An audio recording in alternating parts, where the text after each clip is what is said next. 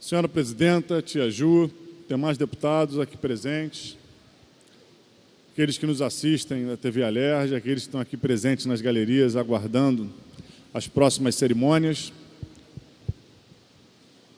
Em primeiro lugar, é importante destacar o dia 26 de junho como Dia Internacional de Apoio às Vítimas de Tortura.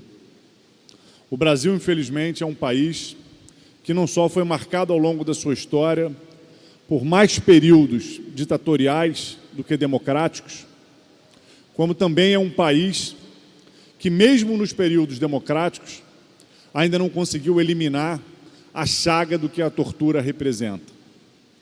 A tortura como prática, muitas vezes do próprio Estado, como forma de se alcançar informações, como forma de se alcançar objetivos, como forma de se maltratar adversários políticos, seja lá quem fosse.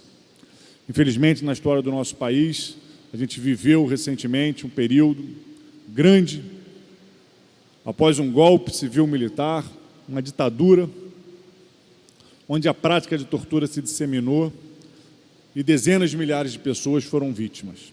Ainda hoje, em pleno regime democrático, a gente não conseguiu eliminar essa chaga da nossa realidade, da atuação de boa parte das forças de segurança do próprio Estado.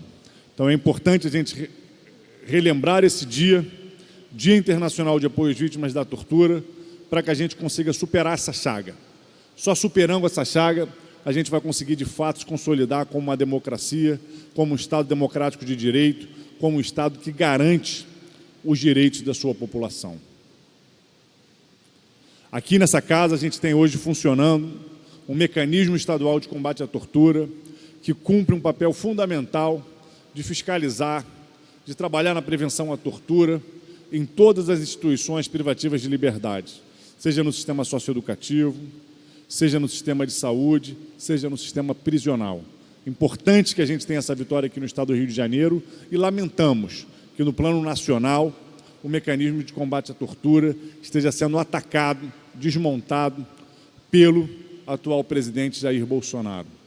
Tempos tristes e sombrios, onde se desmonta a tentativa de evitar a prática de tortura no nosso país. E é importante também destacar, falando em tortura, falando em violência de Estado, que morreu aos 105 anos Elzita Santa Cruz. Ela buscou seu filho, Fernando de Santa Cruz, desaparecido durante a ditadura civil-militar por mais de 45 anos. Foi, durante todo esse tempo, um exemplo de luta daqueles que não aceitam, não desistem diante da violência de Estado. Perdeu um filho, viu sua família ser destroçada e permaneceu lutando pelo seu filho, contra a prática de tortura, contra as ditaduras, contra a violência e o terror de Estado no nosso país e em toda a América Latina. Então, Elzita Santa Cruz, presente. Importante fazer esse destaque. Esse é um primeiro elemento importante que a gente queria ter trazido aqui para a nossa fala. O segundo elemento é sobre a educação. A gente vive no Estado do Rio de Janeiro, desde o ano passado, um impasse. E a gente tem buscado diálogo para resolver o impasse relacionado ao corte do passe livre dos estudantes do ensino técnico da rede pública, seja ela estadual, seja ela federal. A rede federal de ensino tem no Estado do Rio de Janeiro pouco menos de 8.000 estudantes cursando o ensino técnico nas modalidades concomitante e subsequente. E, infelizmente, hoje, esses estudantes estão privados de utilizar o sistema do RioCard, o sistema de passe livre, para frequentar as escolas, para terem as suas aulas. Isso é muito grave. Isso é muito grave porque os estudantes que procuram uma formação profissional concomitante ou suplementar são estudantes que, de fato, querem entrar para o mundo do trabalho. É diferente do ensino integrado à formação básica geral, onde o estudante que procura, muitas vezes está procurando uma escola pública de qualidade, porque os institutos federais, a FAETEC, a Escola Politécnica de Saúde Joaquim Venâncio, de onde sou professor, estão entre as melhores escolas públicas do estado do Rio de Janeiro e do Brasil. Mas quando o estudante procura a modalidade concomitante ou a subsequente, ou seja, a concomitante é aquela que o estudante cursa educação básica, o ensino médio, num curso e complementa estudando ao mesmo tempo com uma formação profissional, que é complementar, faz parte da educação básica. E no ensino subsequente, o estudante concluiu o ensino médio regular e está fazendo uma complementação na educação básica profissional. Ou seja, é o estudante que está procurando uma formação para o mundo do trabalho.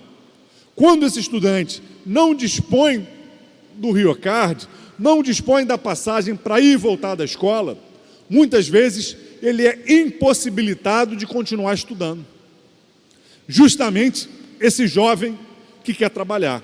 E o que é pior, essa impossibilidade é feita descumprindo a lei. Eu quero destacar esse aspecto.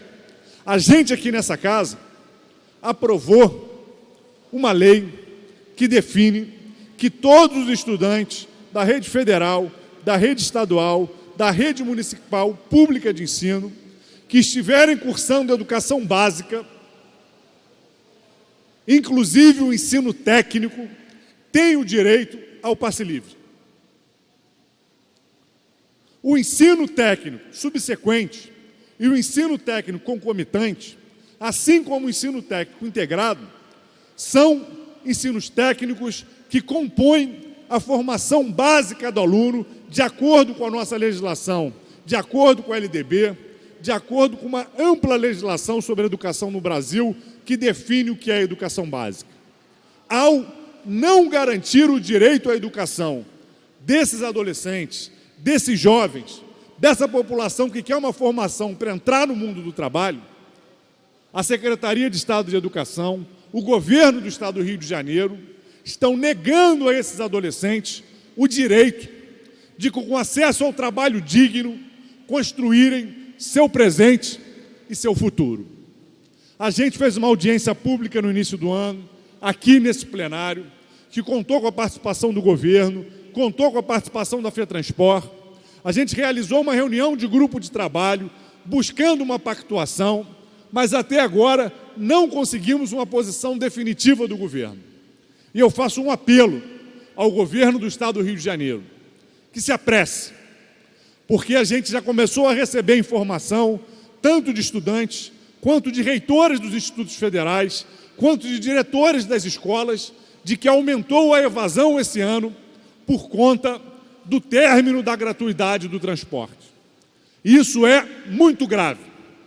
No estado onde a gente tem um homicídio de adolescentes que ultrapassa a casa de 50 para cada 100 mil habitantes, a gente privar os adolescentes que querem estudar, que querem se formar para ter uma profissão, porque o Estado do Rio de Janeiro está se recusando a pagar a gratuidade nos termos que estão previstos na lei, é um absurdo, é um crime contra a nossa juventude, é um crime contra o Estado do Rio de Janeiro. Nós não podemos permitir que isso permaneça. Quero destacar que essa violência começou a ser praticada no governo passado.